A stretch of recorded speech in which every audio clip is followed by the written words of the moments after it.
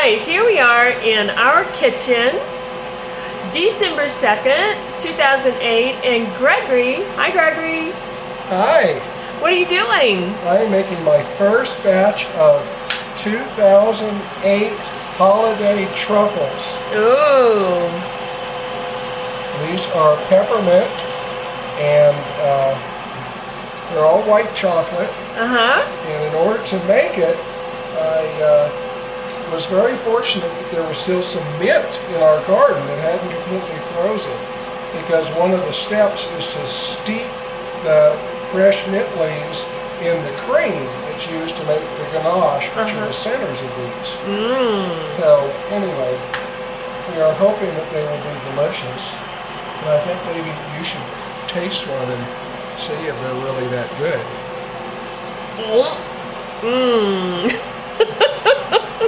Yummy. All right, well, tell me about what you're doing right here.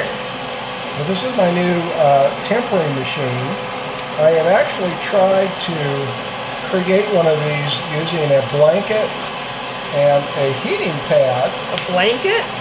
Yeah, a blanket and a heating pad with my bowl, so that once that my tempered chocolate that I tempered in a microwave was warm, that the heating pad and a blanket would keep it at the same temperature. So while I'm making the truffles, which takes, for the number of truffles I make, typically about 30 at a time, it takes about an hour. You don't want the chocolate to get too cold, because then it is too thick. So anyway, I tried doing that. Did it work? It kind of worked, but then I finally decided I really want to do a lot more truffles, and I want it to be easy and fun. Yeah. So I broke down and bought this machine, which I could not find any of on eBay that were used. So I had to buy it new. It's about $450, but it's a professional machine, and this is the first time I've used it, and it is working like a dream. So I am thrilled. That's really cool. So can you tell me how it works?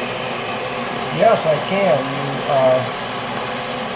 You select the kind of chocolate. White chocolate melts at a lower temperature. Milk chocolate a little warmer, and the dark chocolate typically melts a lot lower. Yeah. I mean higher temperature. Okay. So that's why you select which temperature you want, and then you put your chocolate in this side. Yeah. And this has a heater which is blown by air onto the side of this pan. Oh wow! So it's very gentle. Very, very gentle heat, and all the chocolate cools on this side. Then, when it is time, the light comes on and it says, "Put in your seed chocolate." The seed chocolate means tempered chocolate, so that the molecular structure of this chocolate is just like you would buy at the store. The chocolate has a snap to it. That's called tempered. So do you really like the that kind of scientific aspect of the candy making? Yes. And then after it's tempered, another light comes on and says it's ready, and that's what you see. This green light is on, and so then any of the extra chocolate that I put on this side for the seeding process, you take out, and that's what this is. It didn't need very much of my chocolate. And this chocolate I'll be able to use again. I'll just put it back in a bag in a box. It's very important to remember with chocolate, never store your chocolate in the refrigerator. Why not? The reason is the enemy of chocolate is water, any moisture. So this really would be hard to do in a humid environment. Like in Louisiana? Yes. So if you put chocolate in the refrigerator, it's cold, and when you take it out into the air, what would happen is the warm air will form water moisture on the chocolate. That would be very bad. And one of the reasons it's bad is it can cause the chocolate to what's called seize, which means it will never temper. Wow. Or because the water molecules mix with the chocolate, or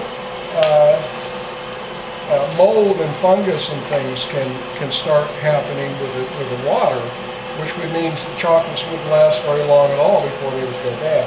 Yeah, well, that's no good. So we do not want our chocolates going bad. So we're very lucky being here in New Mexico, where it's a very dry climate. Yeah. What's happening right now is I'm dipping the warm chocolate, coating it in this container, and within about a minute or two, because it's tempered, it's cooling down, and it becomes hard. And now, did you say what that is you're rolling it in? I don't remember if you did or not. Catherine went to the store because I said I needed a few candy canes, and she bought out all the candy canes the store had because she misread my note. Uh-huh. So how many did she get? She got a whole truckload. A truckload? Yeah, she got a truckload. So I said she can use them for putting on gifts this year, make very pretty, but lots of candy canes instead of wrapping paper. Yeah. Can you look at me sometimes when you talk? I can look at you. Thanks. Okay, let's go back to, so you're rolling it in the peppermint here. Peppermint, yes. How did you crush that peppermint?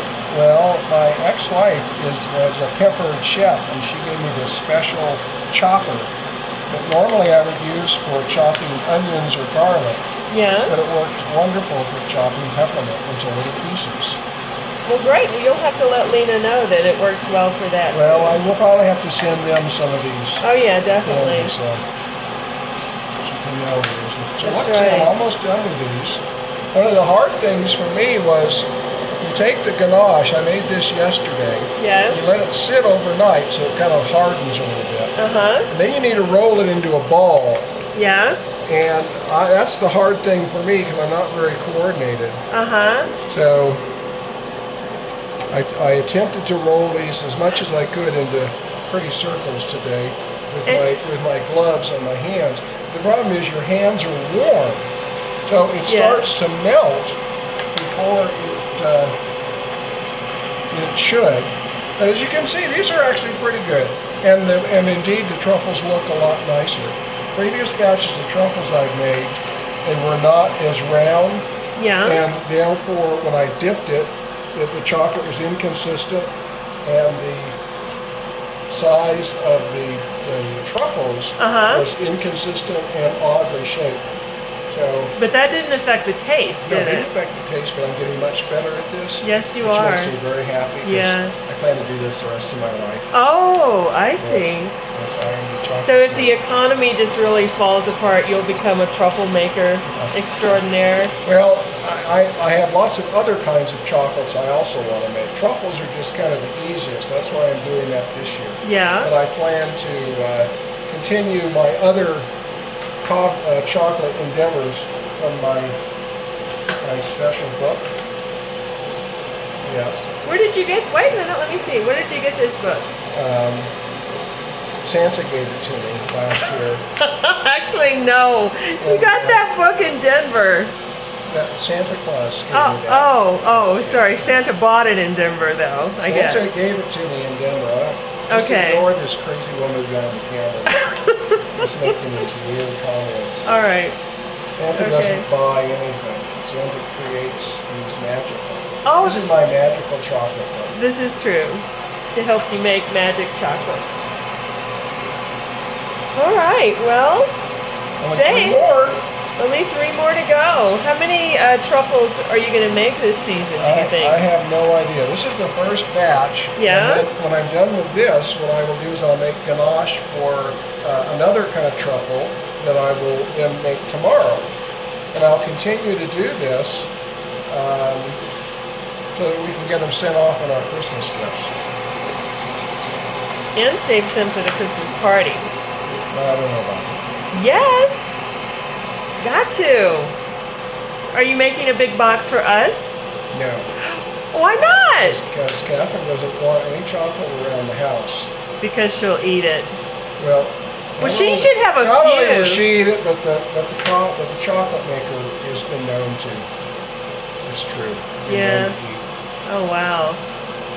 All right. Well, Thanks for inviting us into your... Thank you so much for being such a good photographer and a good sport about this. You're welcome. And maybe if you're a really good girl, I've got a treat for you. Okay, well, we'll try that. Okay, well, here's the filmer. Bye!